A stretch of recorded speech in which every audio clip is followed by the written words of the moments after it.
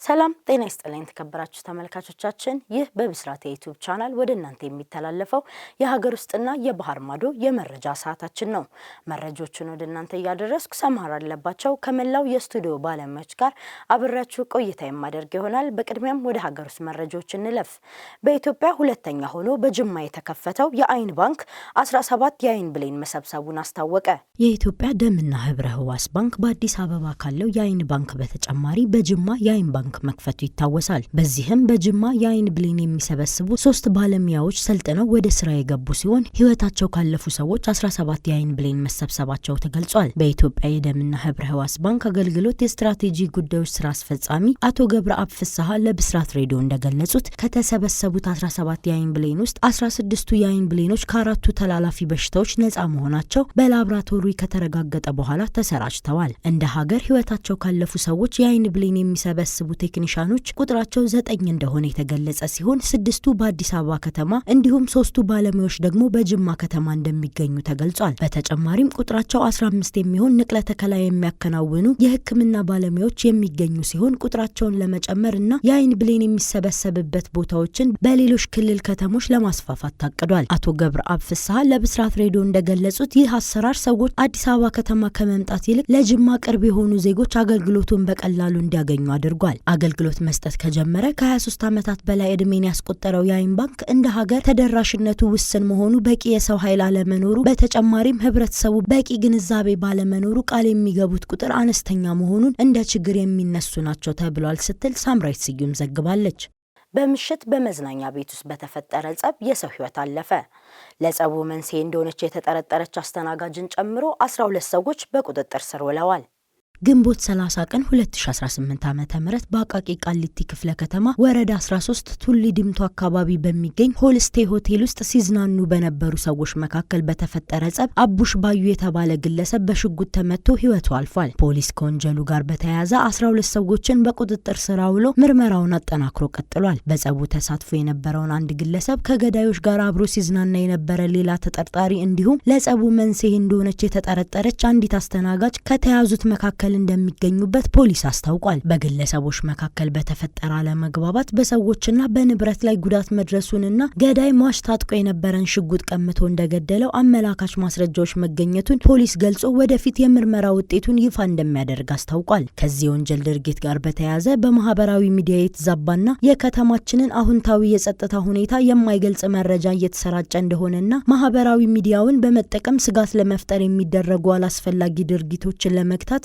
ህብረተሰቡ እውነተኛውን መረጃ ከትክክለኛው የመረጃ ምንጭ የመቀበል ልምድን ሊያዳብር እንደሚገባ የገለጸው የአዲስ አበባ ፖሊስ ዋና ጠቅላይ መምሪያ የሐሰተኞችን አሉባልታ በማክሸፍ በኩል ሁሉም የድርሻውን እንዲወጣ መልእክቱን አስተላልፏል። ተመልካቾቻችን እስካሁን ስትከታተሉት የነበረው የሀገር ውስጥ መረጃዎች ይህን ይመስላል። አሁን ደግሞ ከውጭ ወዳገኘነው መረጃዎች እንለፍ። ትራምፕ አሜሪካ በ2 ሳምንታት ውስጥ ኢራን ላይ ጠቅላላ ድል እንደምታውጅ ተናገሩ። የዩናይትድ ስቴትስ ፕሬዝዳንት ንግግር ኢራንና እስራኤል በሚያዝያ ወር ላይ የተኩስ አቁም ተግባራዊ ከሆነ በኋላ በመካከላቸው የተፈጠረውን ግጭት ለማስቆም ከተስማሙ ከሰዓታት በኋላ ነው። እኛ በጣም ከባድ ቡድን ነበርን፣ እናም ይህንን ጦርነት እያሸነፍን ነው ብዬ አስባለሁ። ነገር ግን አጠቃላይ ድልን የምንገልጸው በሚቀጥሉት 2 ሳምንታት ውስጥ ነው ሲሉ የትራምፕ የቅርብ የሪፐብሊካን አጋር የሆኑት ሴናተር ሊንሴ ግራሃም በቴሌግራም ላይ አጋርተዋል። አጠቃላይ ድል ይሆናል፣ በቅርቡ ይከሰታል፣ እናም የዘይት ዋጋ እያሽቆለቆለ ይመጣል ሲሉ ማክለዋል። ባለፈው ሰኞ ኢራን በእስራኤል ላይ የምታደርገውን ጥቃት ማቆሟን አስታውቃለች። ነገር ግን የእስራኤል ወታደራዊ እንቅስቃሴ በሊባኖስ ከቀጠለ አስጨናቂ ምላሽ እንደምትሰጥ አስጠንቅቃለች። ኢራንና እስራኤል አንዳቸው በሌላቸው ላይ የሚሰነዝሩትን ጥቃት እንደሚያቆሙ አስታውቀዋል። ሆኖም ግን የተኩስ አቁም የሚጣስ ከሆነ ጥቃት ማድረስ እንደሚጀምሩ ኢራንም እስራኤልም አስጠንቅቀዋል። የእስራኤል ጠቅላይ ሚኒስትር ቤንያሚን ኔታንያሁ ሀገራቸው ለአሁኑ ጥቃት ከመሰንዘር እንደምትቆጠብ ጠቅሰዋል። ከኢራንና ሂዝቦላ ጋር የሚደረገው ትግል ግን አላከተመም ብለዋል። የቅርጫት ኳስ ተመልካቾች በጩኸት ትራምፕን ተቃወሙ።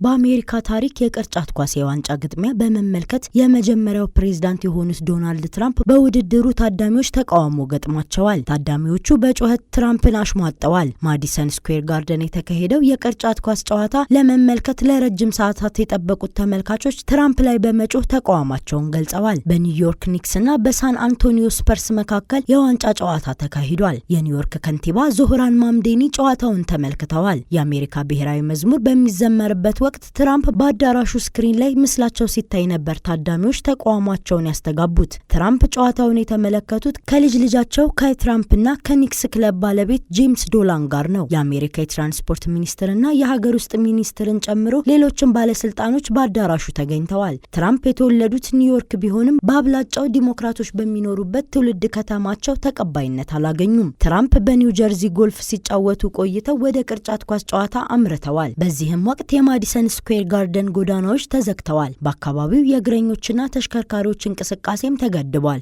አንድ የኒውዮርክ ነዋሪ ለቢቢሲ እንደገለጹት በአካባቢው የነበረ ከፍተኛ የደህንነት ጥበቃ የኒክስ ክለብን የደስታ ስሜት ገድሏል። የኒክስ ደጋፊዎች በማንሃተን ተገኝተው በየጎዳናው ደስታቸውን ሲገልጹ ታይተዋል። ተመልካቾቻችን እስካሁን ስትከታተሉት የነበረው የብስራት የዩቲዩብ የመረጃ ሰዓታችን ይሄን ይመስላል።